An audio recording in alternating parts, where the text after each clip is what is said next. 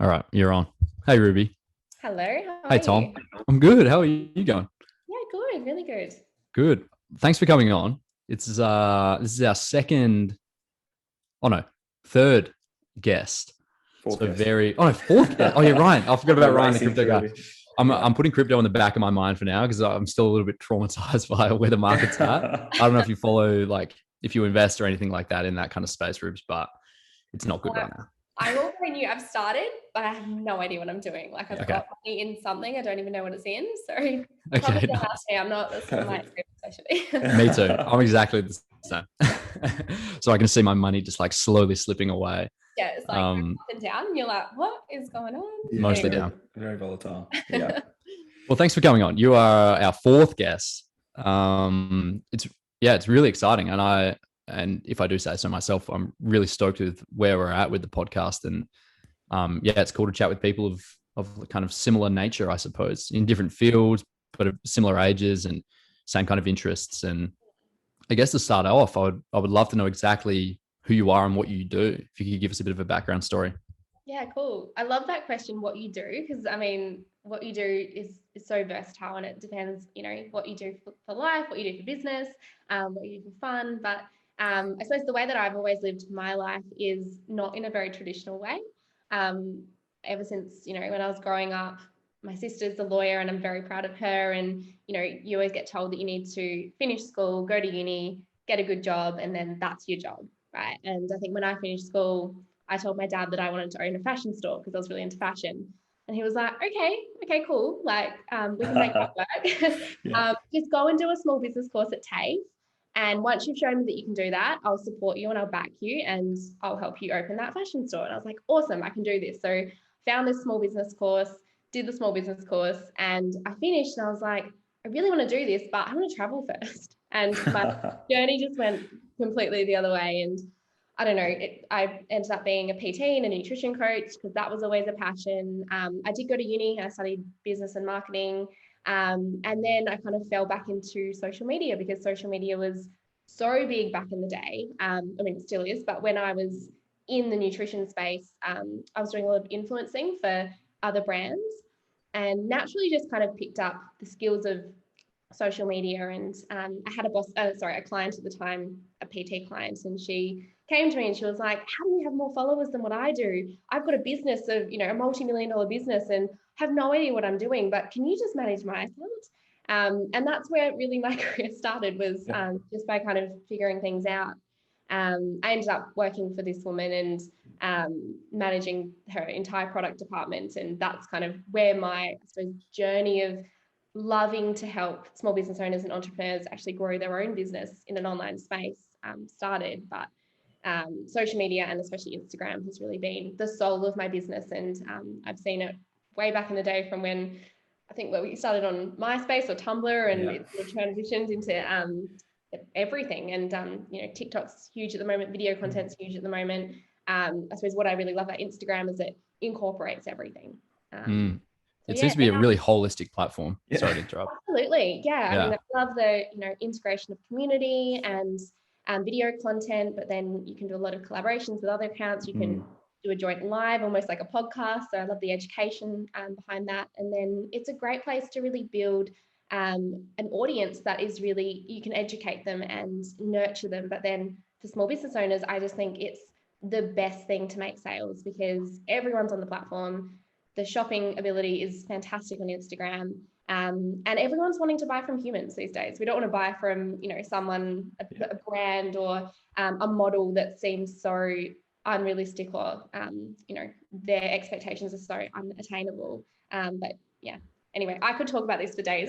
Well, that's why you're on. We want to hear about it. But that's kind of, where I've got that sort of where I've come today. But other passions, I absolutely love the health and fitness space. And I suppose that's where my career started as well. So I got a few things from that.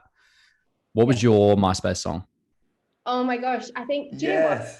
In high school, this is a little bit off topic, but I remember a boy asked me out because he made his MySpace song Ruby, Ruby, Ruby by Kaiser Chiefs, is it? Yeah. Yeah. And he literally sent me a screenshot and he was like, so what a date. And I was like, oh my God. Wow, that's I don't smooth. remember what mine was, but I remember that song from Really successful. Like, that's a smooth move.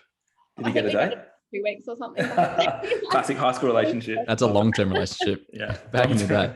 You definitely remember. Don't lie to us. I'll tell you mine first. Mine bounced around a little bit. I was somewhat of a programmer.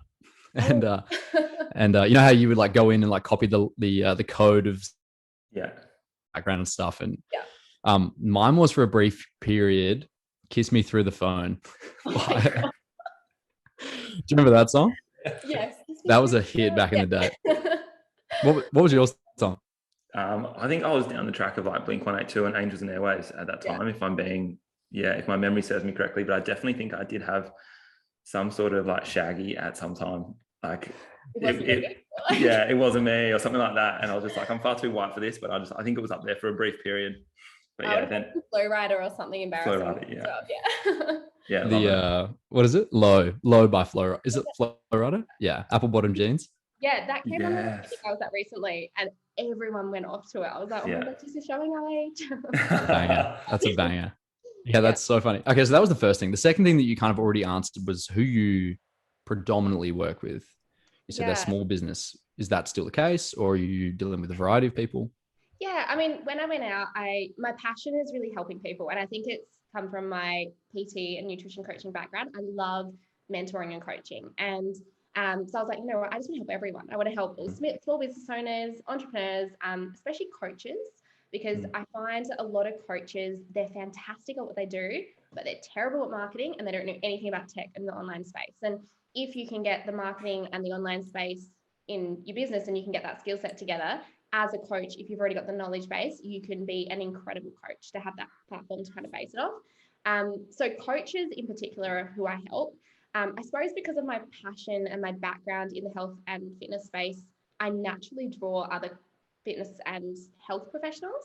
I suppose because I understand their marketing and I understand what their clients need and I understand their messaging. But I also help a lot of beauty industries as well. So I manage social media accounts still, and a lot of my clients are in the beauty space. So health, fitness, beauty, that kind of area. Mainly coaches or small businesses. So when you say coaches, do you mean like business coaches? I've got business coaches, I've got life coaches, nutrition coaches, a lot of life coaches actually that are really like either women empowerment or that kind of space as well. So do you just work for yourself, or are you working for a company right now? Are you working 9 to 5, or what's your week look like? I work for myself. I do a lot of consulting work as well for other businesses. So that's where I'll go into a business and really look at their marketing, whether it is organic marketing, that's my specialty, not necessarily paid, but either manage their social media accounts. Sometimes I'll set up all of like their email automation workflows, set up a funnel if they're launching a new program or just wanting to relook at how their funnels will work in their business. And then I also do manage the actual marketing side of things too. My job is so versatile, just depending on what businesses need. And I suppose that's where my experience through lots of different businesses has really helped. And I've worked in the product creation side of things, but also the marketing side. And I really do think that they need to work together, because if you can't market a product, then, or if you don't know what the market is actually wanting, you can't create a product that's going to sell. So it does help having a background in the two of them. And I can create products and also sell them. And products, I mean like a service, but the product side of the business. So would you say like if I've got this right, it's more important to be able to, you've got an idea, it's less important to fully flesh out the idea of the product or service, or whatever you want to title it. It's more important to go, cool, can I market and sell this, and then figure that out. 100%. I see so many people come to me, and it's especially in the course industry. Like I don't know, you've probably heard, lots of people are launching courses or these online programs, and they take a lot of time to build, because you've got to film them, you've got to create them, you've got to come up with an idea. And I get people that come to me that have been creating it for like 6, 9, even 12 months. And I'm like, what are you doing? Have you tested the market yet? Do you know that, this is what you want? An idea that you thought of 12 months ago, like, is it still going to be a good idea? Do you even have any clients? Has anyone wanted this in the, before? Yeah. But I love the passion that entrepreneurs have, but sometimes it's just not enough. You need to know that it's something that your market wants. You need to know that it's something that's validated in the market.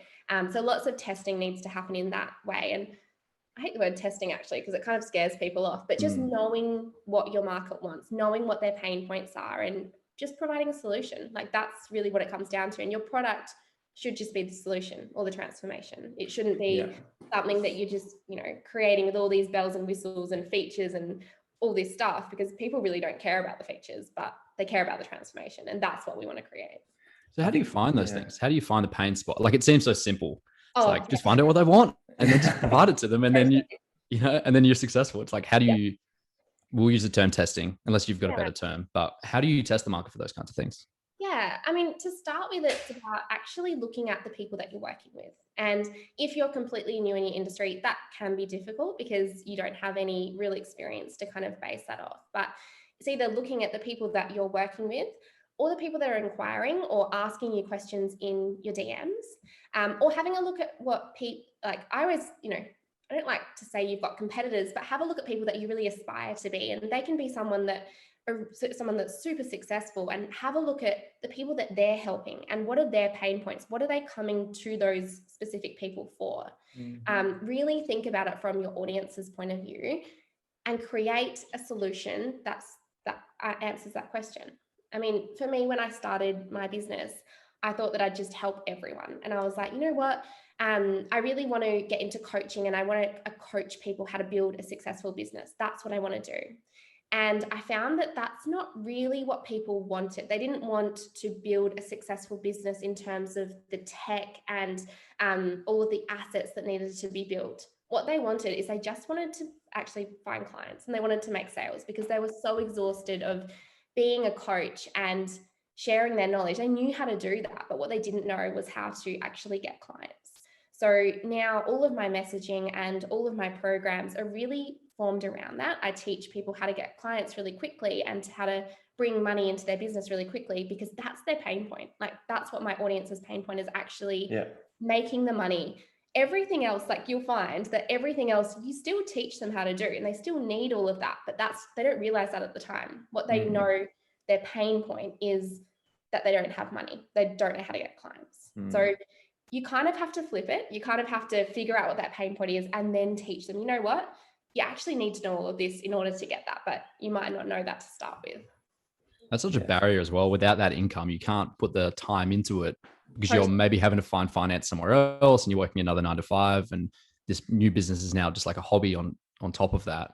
You can't really like dive into it head first. So I guess, that makes complete sense. Like ticking that box of actually getting income, that makes complete sense straight away. So that's so important. Things. Like I think even if you're both business owners or, in that space, and if we sit down at, our desk and look at all of the tasks that we have to do for the day, we always choose the fun or the easy things first, or that's what we generally pick. But what I've learned to do and what I teach my clients to do is no, you should be focusing on marketing and sales first and everything else second. I mean, yes, you need to serve your clients. Absolutely. That's really important because the clients that you have are gold. But nothing else until you've really ticked off something in the marketing space and something in the sales space that you know where your next client's coming from, or you're pushing that needle further towards that point. Because in the end, it is a business. You need to make money. Yes, you should be passionate about your business too. It doesn't mean you're not passionate about it, but you're not going to be able to serve your clients. You're not going to be able to help more people if you don't have a business to begin with. So true. So did you find that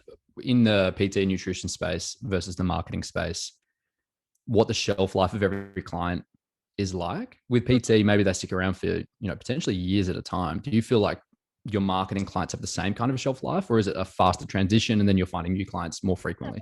It depends. I mean, if it's project-based and I'm building out a project for them, I'm helping them launch a new product or launch a new service, or building out kind of like a lead magnet or something for them, it can just be project-based. But I'm also huge about relationships. So if someone comes to me for a project and I do a really good job, and that's something I really base myself off, is I like to do a good job, they'll either come back for the next thing that they need, or word of mouth is huge as well in the industry. So I think when you are looking at shelf life, yes, something might seem shorter in the earlier stages, but I always think that there's a trickle-on effect. You can always offer another service down the track, or that word of mouth referral. You should never see someone as kind of like a quick fix, or you're going to give them the product and then see you later. They're the best clients to have and the best leads to have, because they're so warm. And if you do a great job, then that's the best form of marketing, really. Yeah, repeat business. Yeah, for sure. So how many do you try and abbreviate your week's worth of time, as in hours that you work now? Or are you like really just digging deep, doing like 60 hours a week and just trying to build this thing as big as possible? Like where's your mind at in terms of like your work to life kind of ratio? Yeah, I suppose like a huge passion of mine is having, and I don't even like calling it a work-life balance. Somebody said something to me the other day, because I was talking about work-life balance, and they're like, no, it's a work-life integration, and you should be able to integrate the two of them, because we really should be doing something that we love doing. And I truly believe that. I think that there's a job for everyone in this world. And if you're not enjoying your job, find something that makes you passionate, because if you're passionate about something and you're knowledgeable about something and you know how to market it, you can make anything work in this world. And I don't care, maybe it is that you want to be the CEO of an organization. Fantastic. But make sure that you're doing something that you love and you can really grow around that. But the other thing is also make sure that you have hobbies and you've got a life that you love as well, and you don't always put work first. I remember last year I had someone come to me and they were like, I feel like you're always on holidays. And I was like, so what? Like, why can't I take Mondays off if I can fit everything else around it? I think it's really important that you still manage your calendar so you're serving your clients and you're still building your business, but work smarter, not harder. And another little key thing that I love about business is learning how to, and being okay to outsource and delegate where you can. And whether that's bringing someone on board. I'm actually about to hire my very first virtual assistant, which is really exciting. So I can handle a lot of that stuff over to them. But you can also maybe even purchase a program that you can automate a lot of your business, so that you can free up lots of time there, or outsource, even like get a cleaner into your house if that's going to save you time. So learning that work-life integration is really important for me. And it's also what I teach a lot of my clients as well, because burnout is just the worst thing in the world. And I was actually working in my previous role where everyone was in their early 20s, and the amount of people that got shingles from working too hard. I didn't even know what shingles were back before, but I absolutely know what shingles are, and the 20-year-old should not have to experience. No, not at all. And it was just, it was an eye-opener for me. And just, I think because I've had my health background as well, I was just like, this is not okay. Like, it's not okay to get to that point where your body is starting to react. Like, your body is shutting down because you're putting so much stress on your body. And we shouldn't be living a life that we spend day in, day out working. And I hate that word hustle. I hate that kind of grind that we do. I get it. There's a time and place for it. If you've got a launch, you've got something that needs to happen. Sometimes you will be putting in extra work, but I think in a general day-to-day sense, you should be, doing the things you love. And if you want to take a day off, you shouldn't feel guilty about doing that, and guilty that, people are wondering where you are. It's important that you've got that balance. So being organized is probably my number one tip, and just making sure that you block out your calendar and you are organized in that sense. And if you do want to take some time off, that's fine. Just fit everything into other areas. Yeah. And also calendar blocking. So I only take coaching calls twice a week now. I used to open my calendar up to everyone, but I just take them twice a week so I can get all my coaching calls done in 2 days. And then my consultancy work I do on the other 2 days. And then I take Fridays off. Not necessarily, it's like my passion project day. So I'm actually launching a podcast soon, and that's the day that I, work on that, because that's something I'm passionate about. I'm not making money off of it now, but it's something that I want to do. And I think that that's fine. You should have that day where you can try new ideas and test out new things. That's kind of what this is for me, at least. And I think Tom's the same, where it's not a financial gain, but it is the opportunity to talk in long form and just like shoot the shit, basically, with like, whether it's just Tom and I, or whether we get someone on like yourself and talk about stuff that we like. I don't really know much about marketing. Yeah. I don't know if Tom does. He does a really good job at marketing the podcast and stuff, but I don't know. Like, Tom, I mean, maybe Ruby, you can like shed some light on like how we're going. Actually, when we had Taylor Goody on a couple of weeks ago, a month ago now, it must be. Yeah. And then after the call, we like stuck around and she just like critiqued my Instagram.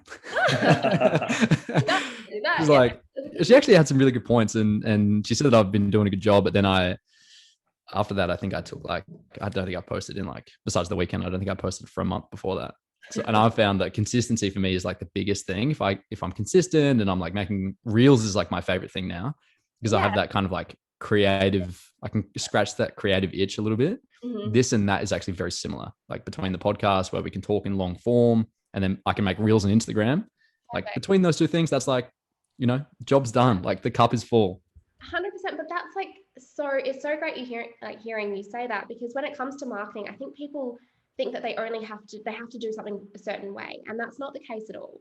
You should find what you're good at, and if that's creating reels and creating video content, and that's what you love doing, do more of that. Whereas if you're an incredible writer, look at doing blogs, look at doing something that you can actually put that energy into. And podcasts are a great organic strategy, because you're getting your name out there, you're really sharing your knowledge, and that's your platform. So when it comes to marketing, you don't just have to do things a certain way. Some people hate Instagram. I get that. I love it. So don't talk to me about if you hate it, but some people hate it, and you don't need to love it. You know, your avenue might be better, or your time might be better spent on LinkedIn, or creating a podcast, or maybe Pinterest, or Facebook groups, or, you know, Clubhouse, where you can actually integrate your knowledge with other people. Like there is a platform and a marketing space for everyone. So yeah, if yours is through reels, that's fantastic, because reels are absolutely trending at the moment. But podcasts are such a great marketing avenue as well. So just to be clear, I don't think I'm very good at it, Oh. but I do it. And when I do it, I'm consistent. Yeah. And it gets good traction. And actually with the podcast, I've never had so much engagement with people before than like people messaging me about how they really enjoyed the episode, or there was one episode where on YouTube it was just me for an hour and 40 minutes, like Tom's camera didn't work or something, so there was a lot of messages about how they just had to like close down the screen and not watch me for an hour and 40. And I watched myself, and I didn't realize how much I fidget, and I just like move around, and I'm like grabbing my coffee, and I'm like stuffing around, like my dog will walk in, I'll give him a pat. I didn't realize how I'm like, it's so sporadic. But it's good to hear that the reels is at the kind of, would you say it's at the forefront of what Instagram is kind of providing right now? I mean, I hate when people are like, oh my gosh, the algorithm's against me. And it's not at all. Like the way that Instagram works is they prioritize content that people like. So they're going to be showing, you know, users more content of what other users are liking. So at the moment, we as an audience are really liking short videos that are easy to consume, that are funny, entertaining, or provide some kind of education. So it's that real bite-sized kind of content. We don't want to spend more time reading things, or too much time looking at things. Or back in the day, it used to be that a pretty feed would be really nice. So all of those images that were really perfect and aesthetic would do really well. But now people want entertainment. They want something that they, you know, are getting a laugh out of, and they're getting some kind of inspiration from, and they want that in video format. So that's why reels are doing really well. And Instagram's kind of taken that, from my perspective, from TikTok, and TikTok's obviously boomed at the moment, and it is because it's so easy to consume. You can just sit on your phone for hours and just laugh or learn something, but learn something in a really quick time period. So that's why Instagram are prioritizing reels, is because, you know, as users, that's what we want. So in terms of growing your audience, reels are just getting so much further reach than any other type of content, unless you're creating content that people are sharing, and that's obviously going to get more views. But reels are a great way to, I suppose, even show you a little bit more of the real you, because you're showing your personality, and that's also what people want. They don't want someone that's really, you know, hard. They feel so far removed from them. They want that kind of personality in a brand, and they want to get to know someone before they purchase from you as well. You said right at the start that people want to buy from an actual human, not necessarily from like this robotic, like super well, like articulated, structured.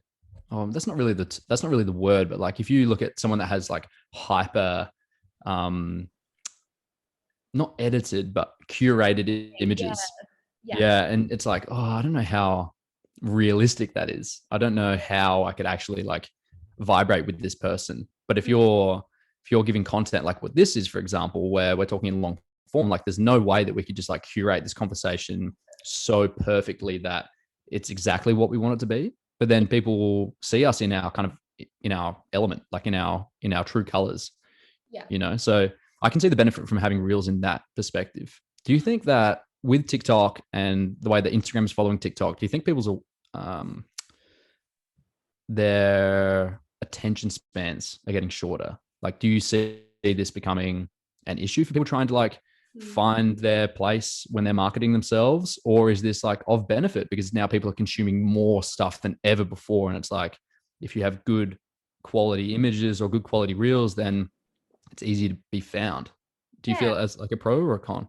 Absolutely. I think it's become apparent that we do need to focus on the quality of the reels. And I've always said that when it comes to filming, audio is so important and also visuals really important. So investing, if you're looking at that point, in just making sure you do have really clear audio, you're filming in a small room, you've got a microphone, you make sure there's no noises around you. I was watching one of my clients' lives the other day, and poor thing did not realize that there was a lawnmower in the background. And I was oh no, I just wanted to message her. But little things like that, just making sure that you think about all of those things. And then also when it comes to lighting, I've got like this, you can't even see it.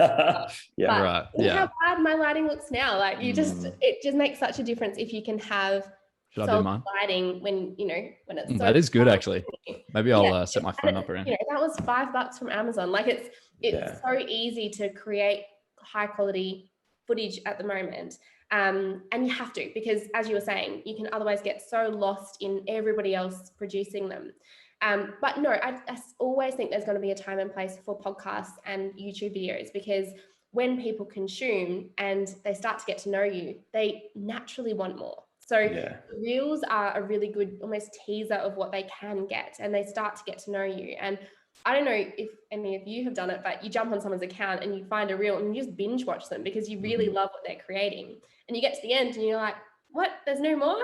So if you have the next step, you've got, I mean, that's also a really good marketing avenue as well, because you're pulling people in by your reels, and then they want that next step, and that next step could be working with you. Or it might be, purchasing a course from you, or it might be that you've got a longer form piece of content that again continues to nurture your audience. Yeah. So I always think there's going to be a time and place for that longer form, but not on Instagram. Instagram's more about those kind of shorter snippets, because we don't spend hours on Instagram. Usually we jump on it, between I check it between calls or quickly on my lunch break. You don't necessarily sit down and be like, okay, I'm just going to watch a really long video on Instagram now. It's that shorter time periods. Yeah. And you're giving a lot of stuff away for free, I've noticed. Maybe it's especially recently, or just because I've been paying attention more recently, because we only met a few months ago, I suppose. Yeah. Has that always been the case? Like, do you put a big emphasis on giving stuff for free? People do say that. I have a lot of clients who are like, oh my gosh, I don't want to share everything because what if no one buys from me? I mean, the thing is, as a coach, I feel like people work with me because they want me to mentor them and actually check in with them and provide them with a personalized roadmap and personalized strategy, and give my opinion on their business. Whereas the content that I'm sharing, you could just Google it as well. Like, a lot of it is, it's not like that's my opinion. I mean, it is still my opinion, but a lot of it is stuff that you could get from any other account or any Google or whatever. And I don't want to have an Instagram page that is just promotional and just my face and just be really like one dimensional. Like, I want to have depth, and if people actually want to work with me, I know they will. And I know that I can provide, just getting a software update. Sorry, hopefully it doesn't. But yeah, if people want to work with me, I want to work with people that actually do want to take it to that next level and aren't just wanting things for free. So the people that want things for free, you can get that from my account. But if you're actually wanting to invest in a coach that can make changes in your business, I know that the right people will come to me from there. I think it's a case of as well, like, if that's what you're giving away for free, imagine what the quality you're going to get when you pay. Like, there's a lot even in the health and fitness space. That's like, I implore my team and myself to just give knowledge out, just because there's nothing new in the world. Like you say, you can Google it all. People are going to pay for the accountability and pay for the management, and that higher level. Because you need to eat like whole foods and not eat shit food. Like, What? I didn't know that. Yeah, exactly. So drink more water. What do you mean? Yeah. So yeah, I think it what Luke said, it's like there's a lot of free stuff out there that you're giving, and it's quality, but it still requires the consumer to then go and apply that. And that's the application is a lot of what people fall down in, for sure. And that's the transformation that people want. I mean, you can talk about transformation in the fitness industry, but in every industry, people are wanting a transformation, and that's what they're wanting to buy. They're not wanting to, a lot of the time, every client that comes to me, they know what they have to do. And I'm sure it's the case in the fitness industry as well. People know they have to lose weight. They know they have to eat healthy. They know they need to go to the gym. Why haven't they got the transformation? Well, they don't have someone actually checking in with them. They don't have that accountability. Yep. And it's the same with a lot of other coaches. Well, every other coach. You'll still be teaching them new things. You'll still be teaching them ways that work, because there's so much noise in every industry, but you're just bringing it together in a really simple way for them to apply to their life and having that accountability. So that's generally, or having someone, like in my case, do it for you. You can't actually make someone lose weight. I'll eat the food. All your clients would love that. But in my case, I can actually do it for them, and that's a transformation in itself too. I don't see it as an issue giving away free content, because you're building that relationship with your audience. And also in the coaching space, and I see it with a lot of PTs and fitness coaches as well, you work with someone because you like them. And how do you know if you like someone if someone hasn't shown their personality or what they're all about through content? You're just another person otherwise. True. Do you really niche down on who you work with? Tom and I were talking just before we jumped on, and maybe actually you could ask it the same way you kind of paraphrase it to me, Tom, with like the certain types of people or the different industries that you work in, Tom? Oh, I just know, I got a few things on marketing going way back to the start, but we'll barrel down this path. Kind of like the idea of having an avatar of who you're targeting. Like, I've been through various different fitness businesses to the point where you've got the product and you're trying to market, and that's obviously the wrong way to go around, but that you can kind of go, cool, I want Mandy. She's 35 years old. She's a young mother of two, single mom, works, like you can literally profile this person and market according. Do you have something like that, or and that's obviously very specific, and business is different, where you can be a lot more, maybe slightly more broad in that. But I know that's important for, like, if you don't actually specifically know your target market down to almost a T, you're going to struggle because you'll cast your net too wide. Absolutely. I do really agree with that, especially when it comes to a marketing sense. I think it's really important that you almost have an avatar of the person that you're speaking to, because if your messaging isn't clear and your messaging isn't consistent all the way from the initial marketing stages across whatever platform you're on to the offer that you're providing them, if your offer and your messaging mismatches, you're not going to sell anything as well. And then also what you're giving them, so actually in the transformation itself. So in that sense, yes, you need to be thinking about a specific person and make sure that you're really clear on that person. But in terms of like their demographic, I think what's more important is understanding the pain points of your audience. I always say, understand their pain points really well, know what they need help with, and then in all of your marketing, you should be providing that solution. How can I give them quick fixes? And Luke, you said that I provide a lot of value and content. They're people's quick fixes, If they're looking for clients, okay, they might read a post that helps them get that little quick win. And then the transformation is the offer that I provide them. I can actually help them physically get that transformation. Now, I know a lot of people, there's a lot of noise at the moment around you have to like nail your niche or make sure that you're really specific and clear on your niche. And I think that's important, but I also feel that you can work with other people, but your messaging needs to be marketed to one person. So I think like in gyms, a lot of the time you would be marketing towards a specific niche, I'm sure, or changing that depending on, I don't know what time of year. I'm not too sure about how the marketing all there works, but if you look at a class, I mean, I know, this morning there's different people in the gym. So even though your marketing is focused on a particular niche, you're still going to get other people to come through. And the question that I get asked a lot of the time is, well, I like helping these people, and those people. So who do I choose? Like, who should my messaging be targeted at? And what I like to do is sit down and have a look at each of those niches and write down a list of, is that niche profitable? Like, is there other people in the market that are actually making money off of that niche? Is it something you're passionate about? Like, do you have the passion to actually be marketing towards that? And how knowledgeable are you in providing them with the solution? And if you answer that question for each niche, there's always going to be one that's going to stand out. And that should be the one that you start to focus on.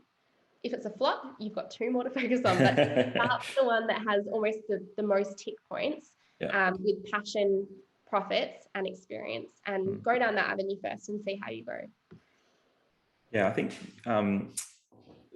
going all the way back to identifying the fact that small business need marketing, I think it's there's a few things that every business needs: accounting, and then sales and marketing would probably be the three. Because anyone that they have their passion, as an example, we're passionate about health and fitness and transforming lifestyles for longevity. I would say that Luke's maybe a little bit more athletic in his passion, wants more of an athletic population. And that's what he's super passionate about. But as you've just said, like, that's all well and good, and that's amazing that you have a product. But if you don't have that marketing, if you don't know you haven't tested the market, that is like a flawed approach, because you're just going to be banging your head against a wall thinking, I know there's people out there that need this service, I just don't know how to get to them. Yeah. So what was it that kind of, like, as you mentioned, you started, and this is going back to the start of the conversation, but you started with fashion, forgive me if I get this wrong, then you went to traveling, then you went to health and fitness, and then you found marketing. And as you've referenced multiple times since then, it's about what you're passionate about, that you think is important for your clients to barrel or triple down on, I guess. What was it that made it so evident for yourself that you were passionate about marketing and sales and increasing that awareness? Because it sounds like you've got a phenomenal skill set across, social, not just social media, which is one we keep probably mentioning because of our age, but also the business side, like funnels, email campaigns and things like that, which is such a underutilized marketing aspect, and people just don't realize the value of taking like a client's journey. And they just go, cool, well, I've got this offer. Why is the phone not ringing? And you've got to, like you say, stage them through that process. So I don't really know what the question is in there, but kind of like, what was it that made you realize that, I've actually got a skill set here that I'm passionate about, a lot of content creation, marketing, because there's such a, like I said, it's such a big area. Yeah, I mean, it is a great question. And if you asked Ruby 6 years ago, I would have never said that I love sales. Like, that was something that petrified me. Actually, another thing I've done, you're probably just like, what has this girl done? How old is she? But I worked in recruitment I think I did it for about 9 months. And recruitment, for anyone that's done recruitment, it is sales focused, and you're on the phone. And I hated it. Like, calling someone up, doing a cold call to someone and having to sell a person to another person was like, I just felt cringy. Like, I just hated my skin, like, felt weird, and I just did not like it. But now, if you ask me what my favorite part of my business is, it would be sales. Like, I love having conversations with people. I love building relationships, and I love almost telling someone how they can get that transformation. So for me, it was almost stepping into my business and understanding my passion and my experience, and seeing sales as a way to actually help people. And I've always been someone that likes helping and coaching. So when I see sales now, it's not necessarily about sales and being that sleazy salesperson. It's about providing a solution. And if someone is really needing that solution, they will buy. If not, they're not ready to buy, and you haven't nurtured them. And if you take it back to that customer journey, there's something not working in your funnel. You haven't hit enough touch points with them. You haven't provided them with enough information, letting them know how you can help them. That sales call that you have, they should be so warm that it's just an easy sell. And that's the beauty of organic marketing. If you're going down the route of paid marketing, it's a little bit different because they're a lot colder when they get onto a sales call. But in organic marketing, that's what I love about it, is you're building such warm relationships with people that I've sold in my DMs before. Like, you don't actually have to get them onto a call. So I suppose, taking it back to your actual question, where my passion came from marketing and I suppose all the automation, I sort of learnt that it had to be the forefront of my business in order for it to be successful. And I saw the pain and the difficulty that a lot of other coaches had not being able to implement it. So I stripped it all back and made it really simple for my business. I've seen other businesses make it really complicated, and I've been part of businesses that make it really complicated. So what I like to do is make it really easy for people to understand. And there's so many incredible systems out there now when it comes to email automation and building funnels that, like, they've got online support that if you get stuck can really help you. So what used to be quite techie and hard and scary is actually really easy now. And if it's not, there's always someone that can build it for you. So that's something that I had to learn to be okay with, and almost change my opinion on sales and marketing, and understand that it's actually more important than a lot of the product side of things. And, you know, does a pretty website, or I don't know, making sure a PDF looks nice, like that's important, but it's not as important as the sales and the marketing. And it's just a switch of mindset. I think when it does come to business, mindset is also something that should also be nurtured and developed as well. So changing your mindset about the important parts of business is really important. Would you say that then going down that organic, as you referenced to it, the organic marketing campaign, and having warm leads instead of cold leads, would that be, and then you get them through to the sales call, or, you know, the sales DM, which is now a sales conversation. Yeah, I know. Crazy, isn't it? Yeah. And they don't buy. So say that, you know, they haven't gotten to the right point in the journey. Could it be a case of like, obviously reviewing funnels and reviewing campaigns, but also they haven't seen value, haven't seen a sufficient amount of value in what you're releasing. So therefore it actually comes all the way back to reviewing the free stuff that you're releasing, or the branding, or the transformations that you've proven that you can do specific to that person's demographic, or, you know, whatever their background is. Yeah, absolutely. I think it having a look at what you're actually providing them with, but it comes back to your question before about your niche, and is your messaging hitting the point at every step of the customer journey? You know, is it, your messaging has to be consistent, and your messaging at the start of that top part of the funnel where you're attracting your audience should be consistent to where you're nurturing them, to where you're providing them with an offer and actually have an offer to sell them.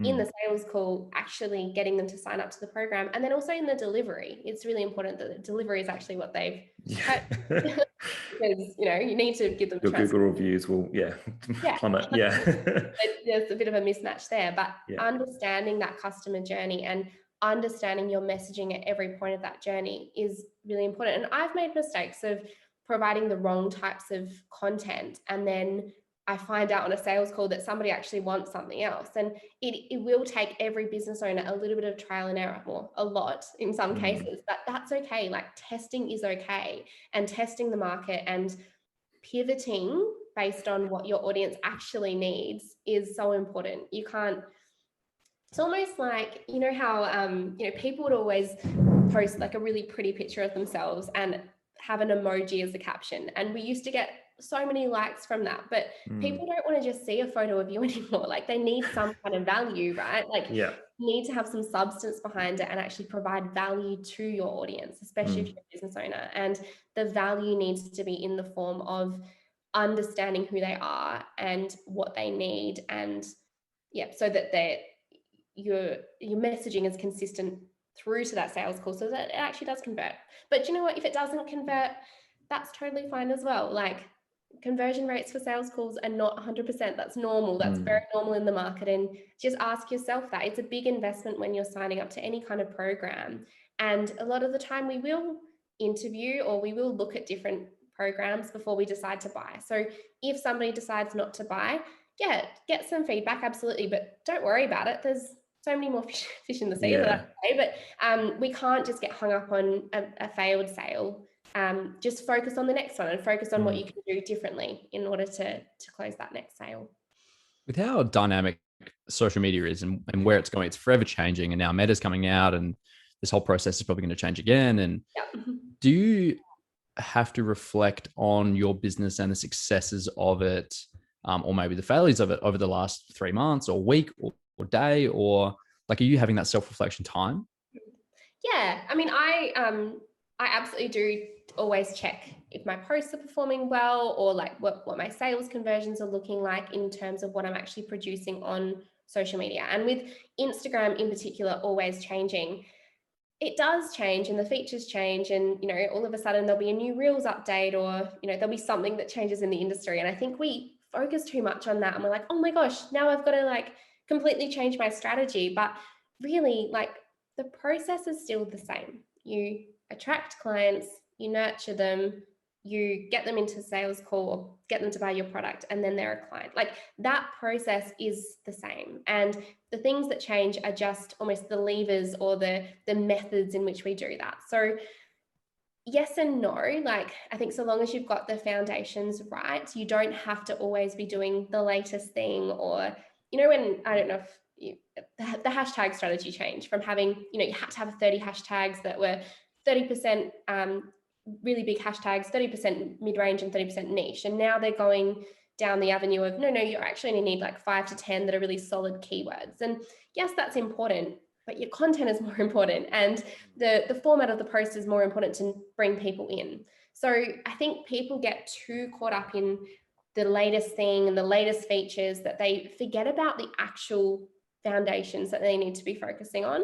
And then they get to a point where they just don't post at all because they're so confused and they just don't know what to do. But if you keep it simple, and I think business should be simple, marketing should be as simple as possible, that's where you're going to get the results, instead of trying to, you know, add all these bells and whistles to make it fancy. Yeah, that makes a lot of sense. And with Instagram, I think a lot of people, and I'm probably guilty of this as well, is trying to get that entire customer, I guess, from like the top of the funnel, getting them interested, and then nurturing them, and then trying to sell them all in one post.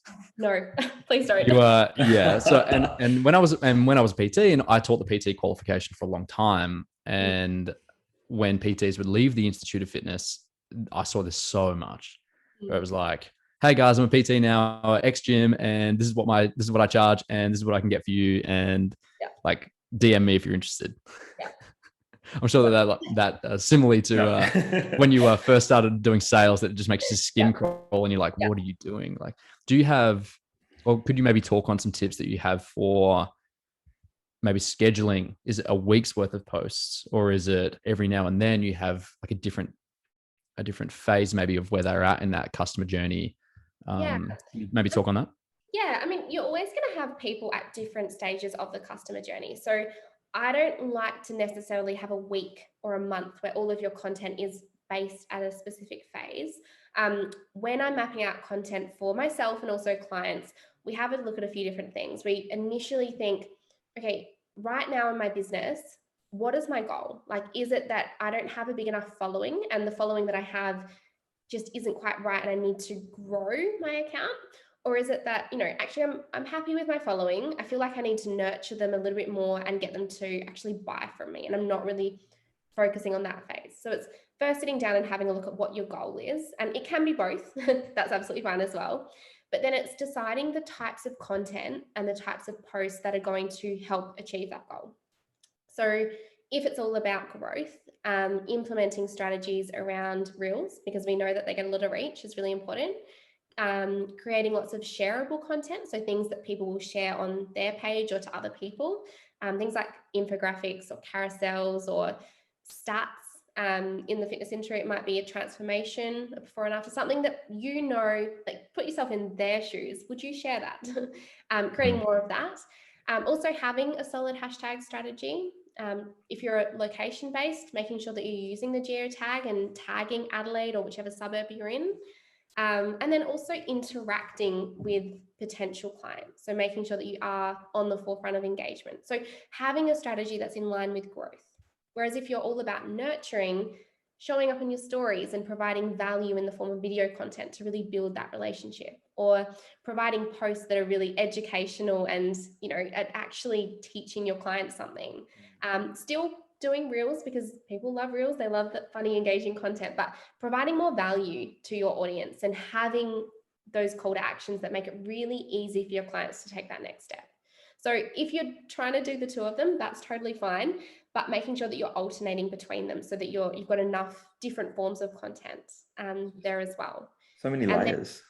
Sorry? So many layers. It's like, I know. I get it why people get confused. It is a lot, but makes sense though. Like, it's 100%.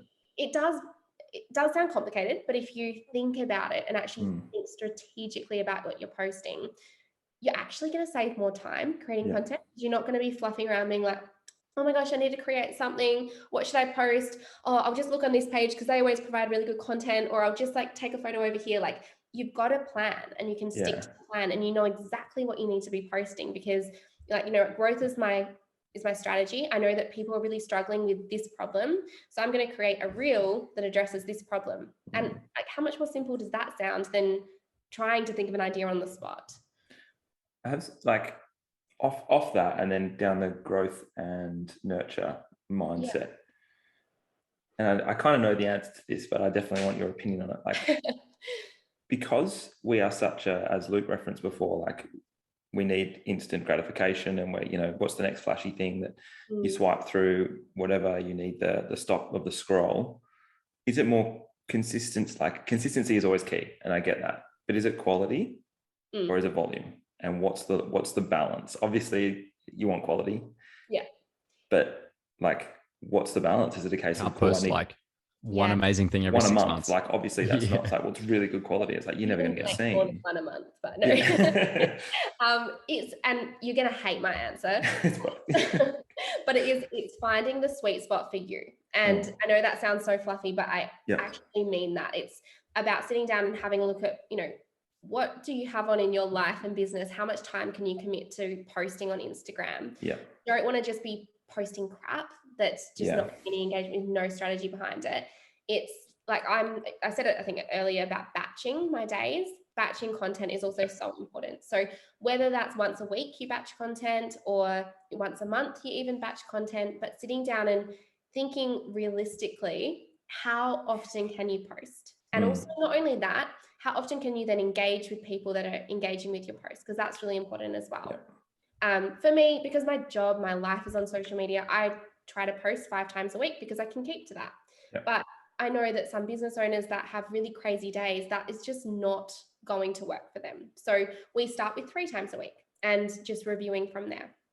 Quality is always going to come before quantity, but not over procrastinating. So it's, again, finding that sweet spot in creating something that's really, really engaging, but it doesn't have to be perfect.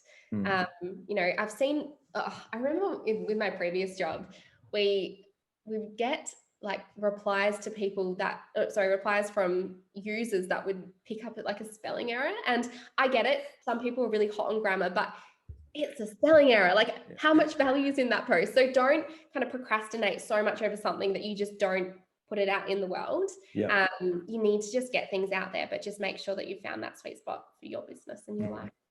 And you reference Instagram a lot. Is that what you're finding is as you mentioned at the start, like, it's holistic, it covers reels, it covers permanent posts, it's got stories, it's got everything? Or is it like each social media platform, it has its own perks? Obviously, like LinkedIn, if you want more corporate, more business, maybe a slightly older demographic, I'm not sure. TikTok, if you're wanting younger demographic. Where the 4, Instagram, Facebook, TikTok, I don't know, YouTube and LinkedIn, would you utilize them in your, like, if you're working for someone, you go, cool, I think we should trickle down this path? 100%. And I think it, again, comes down to knowing who your audience are and knowing where they hang out. So for a lot of my clients that are in like the finance space, I've got a few in the finance space, and they're on LinkedIn. Like, they have LinkedIn. That's where their clients hang out. However, I still have dragged them along and got them to go on Instagram as well, because I feel everyone hangs out on Instagram. Even, I mean, my mum's on Instagram and my grandma's on Instagram. Like, people say old people are not old, but older people are on Instagram. Older. They are. You'll find that they are. Because they want to follow along what their kids are doing.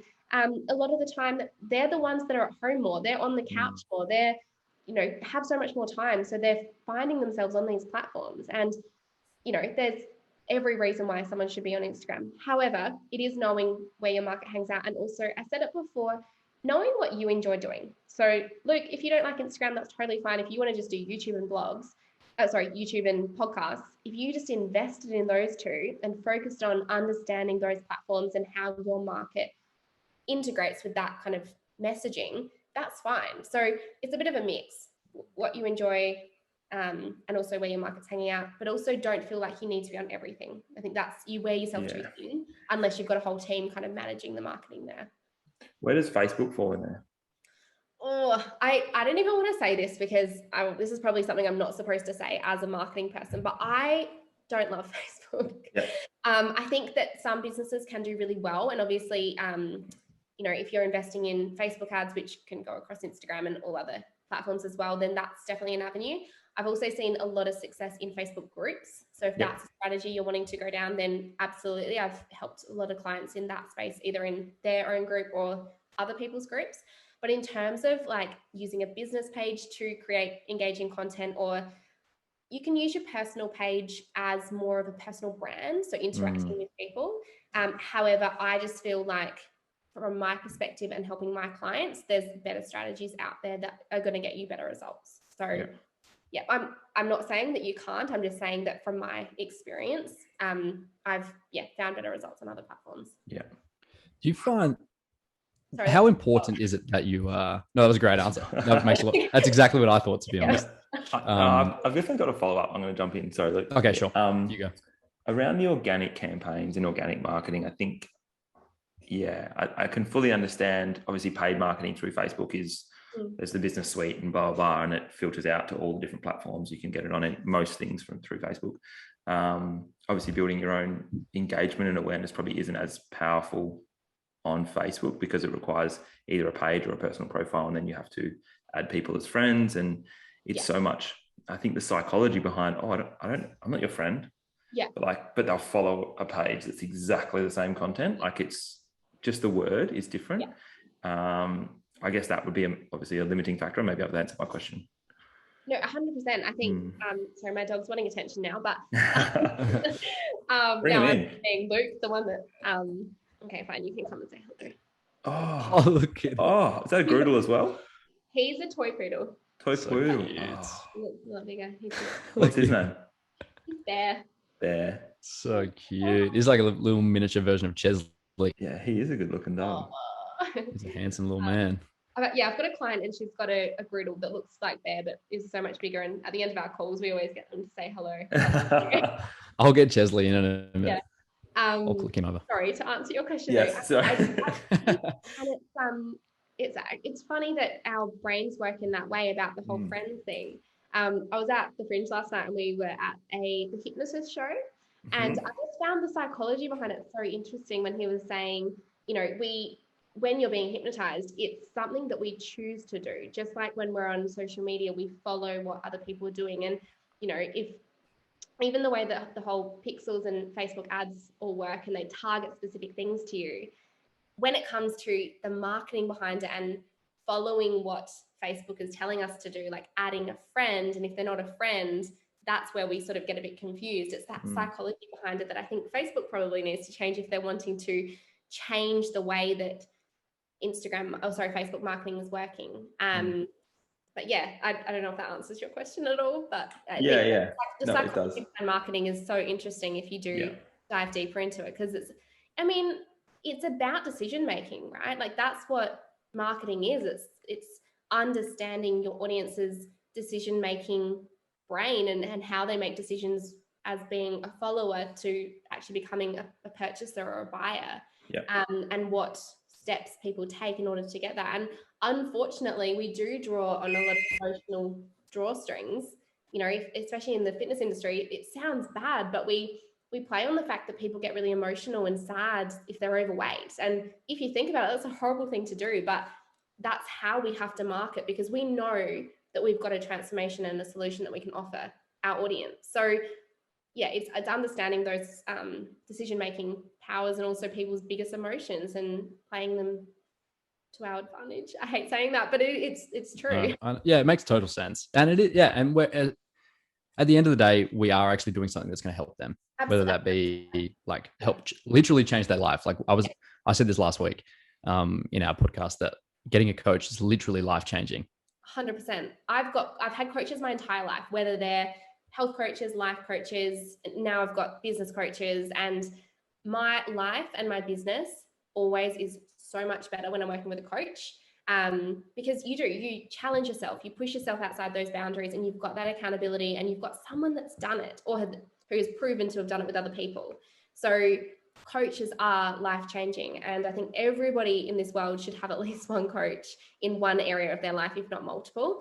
I just think it's the best way to live, and you're constantly growing and evolving, and it's the best investment you can make in your entire life.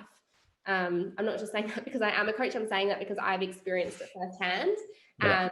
And I've paid thousands of dollars, which I don't even want to admit, but but for me, it's so worth it, because I've seen that come back in my business, or I've seen that change my health or change my life. So I think when you're looking at investing in yourself or your business, price just isn't a factor. Like, you'll find a way to make it work, because you are going to see that come back into your life or your business. Yeah, you priced it in. Actually, coincidentally, Tom and I, before we even knew each other, had the same business coach. Okay. And we haven't really talked about this, Tom, but I found Carl to be amazing. And maybe I'll throw you under the bus here, but I found Carl Goodman, his name is, and he works out of Athletes Authority in Sydney. And for me, he was amazing.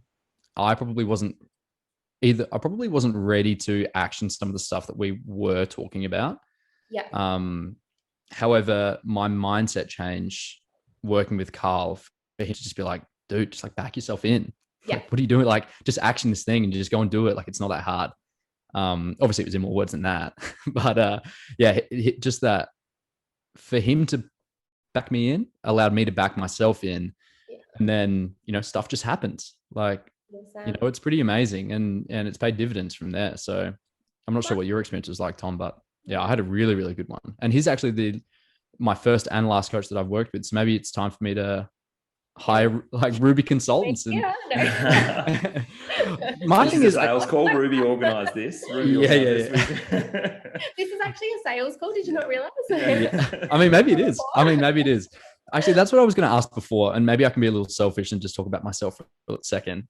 Well, kind of like frame it as a question, just to allow myself like maybe half an hour of like just talking about me. But no, owning the gym, or at least part of the gym, is great. And being given it to franchise, they do a lot of that marketing stuff. They do all that marketing stuff besides the organic content that's in the gym. For me as an individual, as a head coach, owner, maybe like, I don't know what you would call, like maybe personality of the gym. I don't know what you would really call it, but how important would it be for me to market that in order to try and get people in the gym?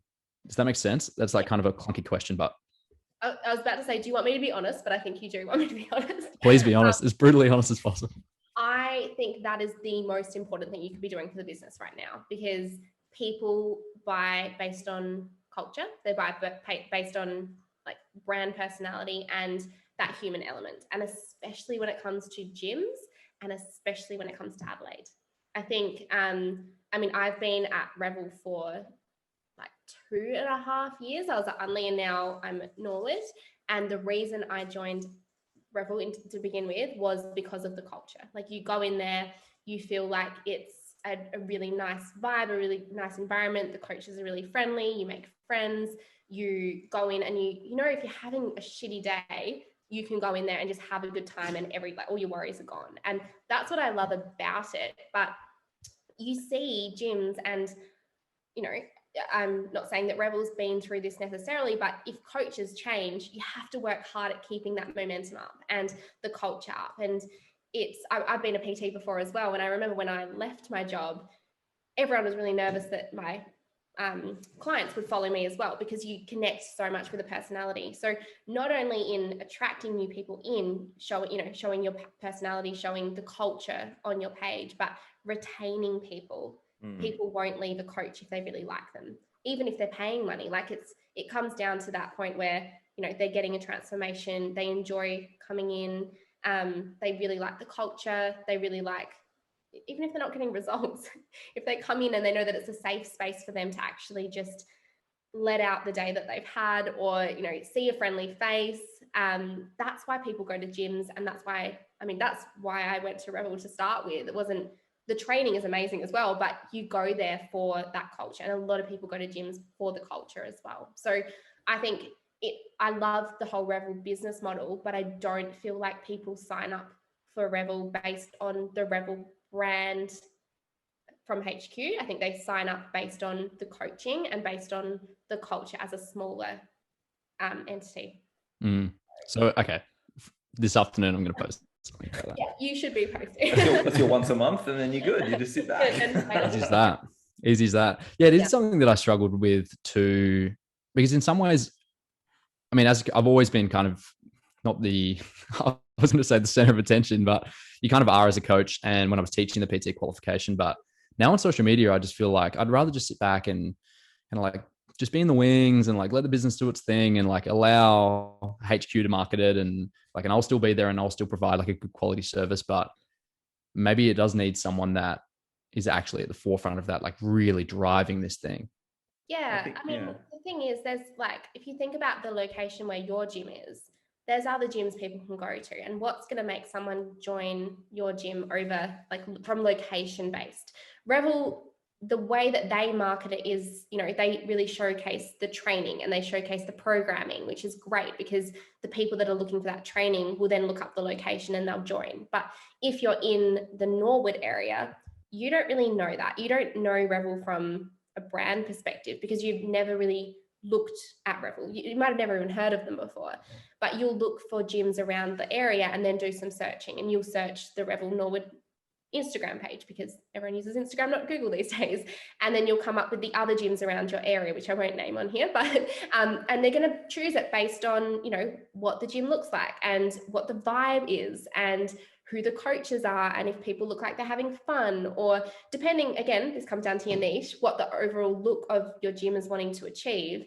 You know, if you are wanting to really attract, I suppose, athletes that are wanting programming, providing more posts around that would be really helpful. Or if you're wanting to attract more people that want a really friendly culture, showing that through your page is really important. So I would, invest a bit of time in, it doesn't have to be heaps. You could just make sure that, you know, every morning, maybe it's a checklist that every morning some sort of story goes up and every evening some sort of story goes up, and you can divvy that out to the trainers that are on. So all of a sudden a job that you're really stressed about because it seems like a lot of work, you just know exactly what needs to be posted, and that just still provides that kind of culture as well.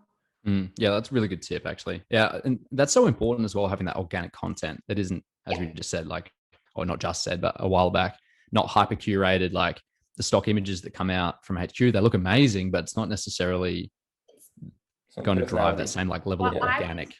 I'm going to engage more in a post if I know the person in it, or if they look like a familiar face. Whereas if it's like a really beautiful like photo, you know, a photographer photo that's like, I think that there's definitely a time and place for investing in really good quality photos.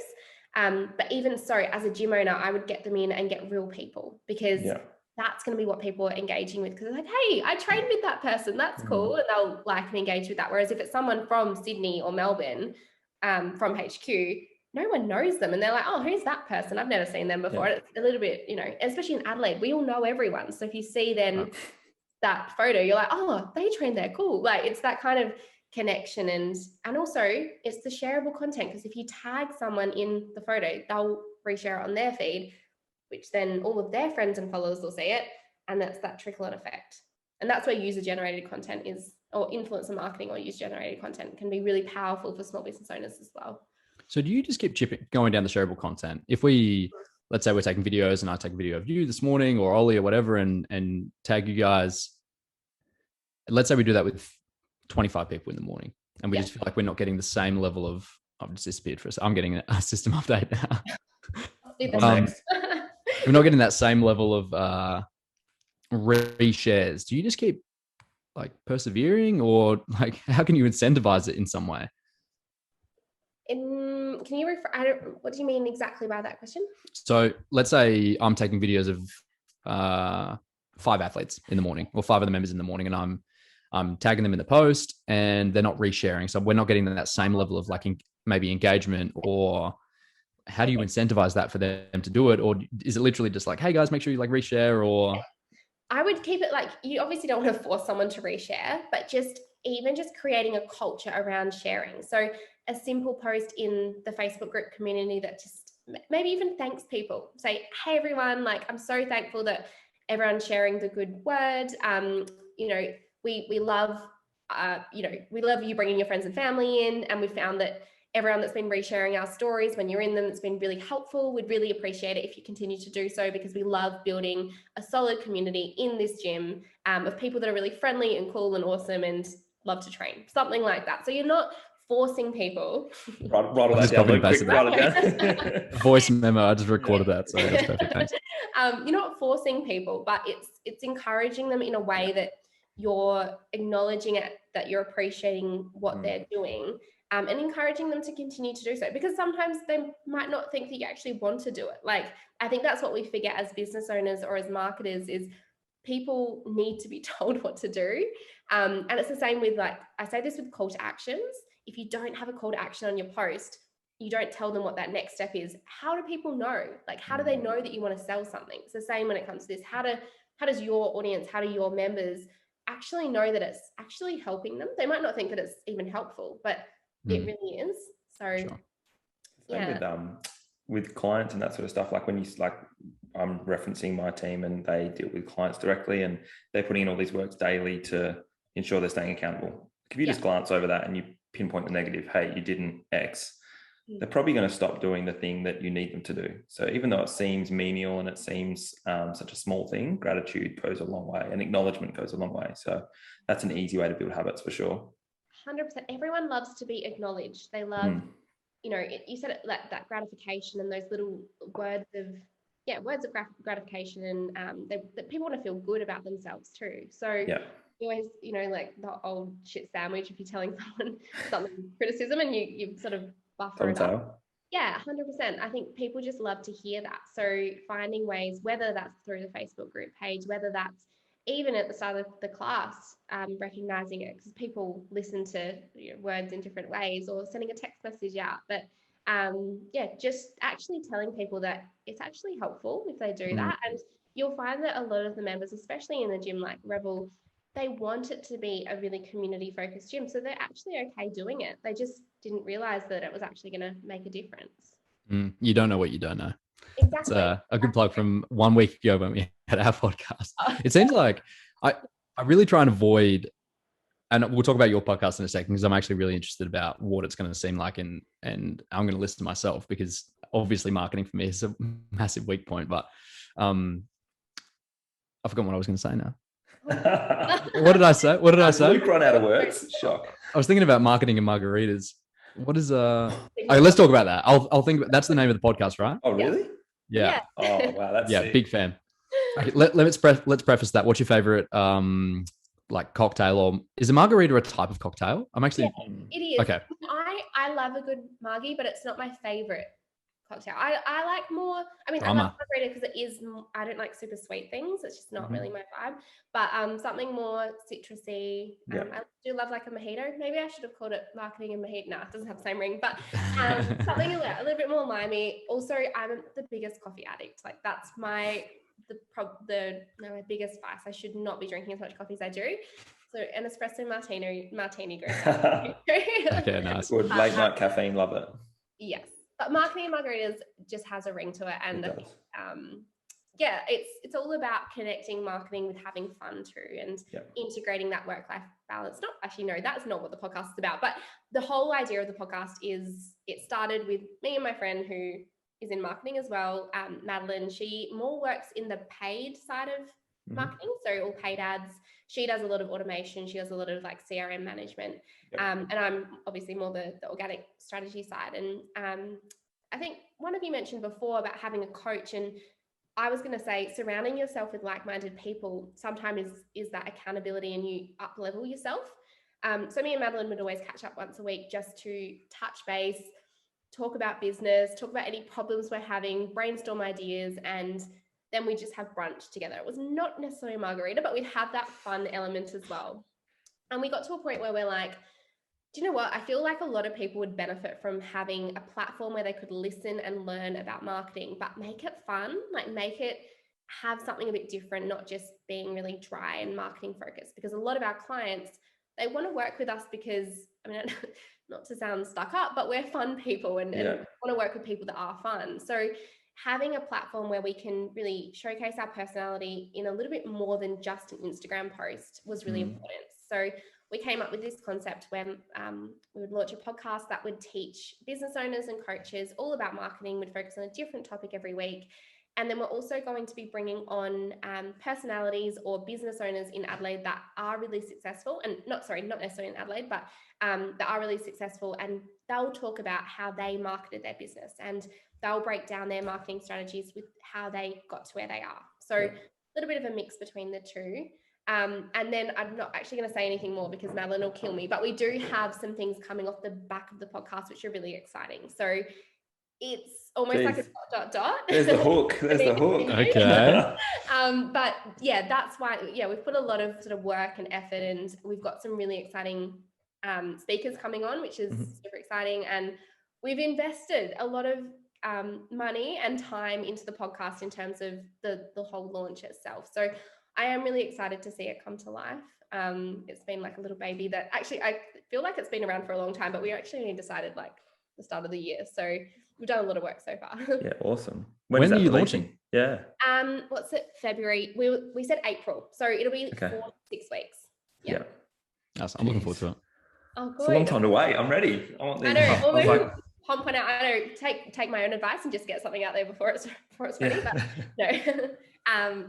It will be April. So very soon. Come around very quickly. So what are your goals for the rest of the year then, business wise, with the podcast, with like personal goals? What are you looking to achieve over the next 9 months, 10 months, 9 months, however long is left in the year? Yeah, that's a great question. I am looking to bring on 2 to 3 hires in my business, just so that I can focus on what I do best and what I love best, which is really more the marketing and the sales side of things, and mentoring clients. So I'm sort of building a side part of my business, which is more about the consultancy and the agency work when it comes to social media account management, and just having a team that is in line with everything I'm about.